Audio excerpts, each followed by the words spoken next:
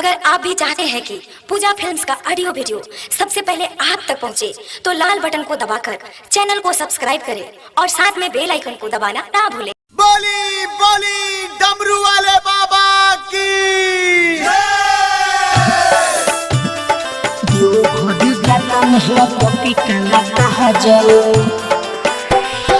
Music by Mohan Yadav.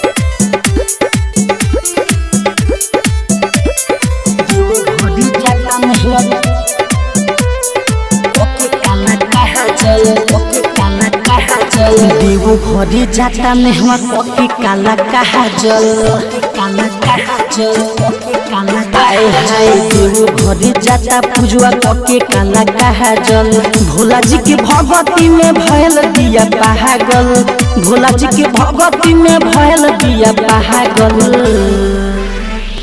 देवो भरी जाता नेहवा कोकी काला कहा जल काला कहा जल काला आए हाय देवो भरी जाता पूजवा कोकी काला कहा जल काला कहा जल काला कहा जल।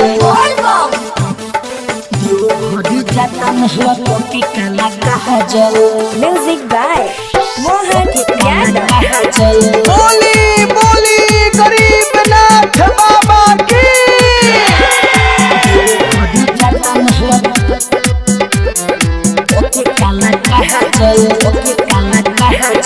अबे से कांवर सजा के कोइले बा सब तैयारिया, सुनर बड़ मांगे जाके भोले बाबा के दुआरिया, भोले बाबा के दुआरिया।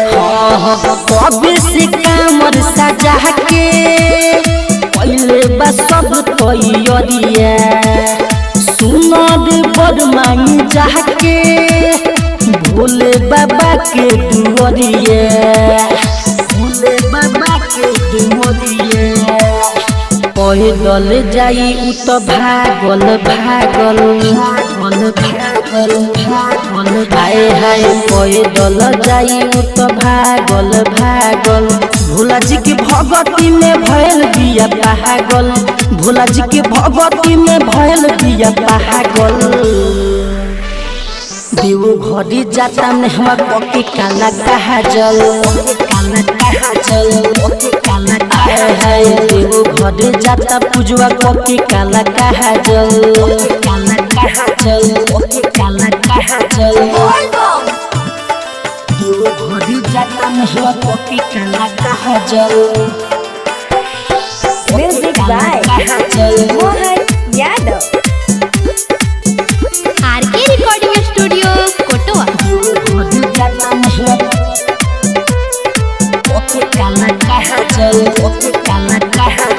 अजय अंबानी के साथे देखो ना नाचत बाटे, भोले बाबा लगे जाके जल चढ़ाई उनका माथे, जल चढ़ाई उनका माथे।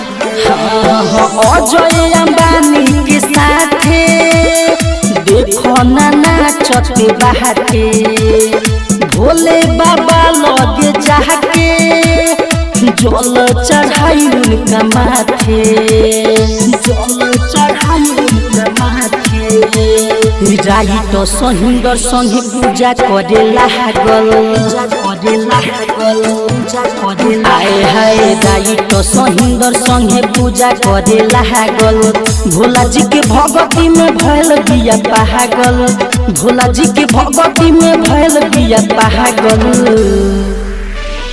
देवो भरी जाता पूजवा कोकी काला कहा जल काला कहा जल काला आए हाय देवो भरी जाता नेहवा कोकी काला कहा जल काला कहा जल